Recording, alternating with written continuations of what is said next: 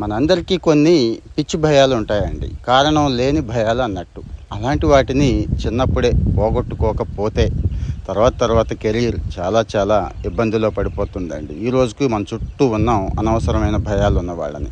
ఇక్కడ సమాధుల దగ్గర కూర్చొని ఎందుకు చెప్తున్నా అని మీకు డౌట్ రావచ్చండి. ఇలాంటి సమాధులు అంటే చిన్నప్పుడు మామూలుగా ఉండేది కాదు, నాకు ఉచ్చబడిపోయేది అన్నట్టు. అసలు సమాధుల దగ్గరికి ఆ దరిదాపుల్లోకి వెళ్ళాలన్నా కానీ మామూలు పిరికితనం కాదు. గ్యాంగ్లో ఒకడు ఉంటాడు కదండి, మంచి ముదురుగాడు, వాడు ఈ సమాధుల భయం పోగొట్టేశాడండి. వాడు ఆ సమాధుల దగ్గరికి తీసుకెళ్ళడం కాదండి, చిన్న గీత పెద్ద గీత అని సామెత తెలుసు కదా మీకు.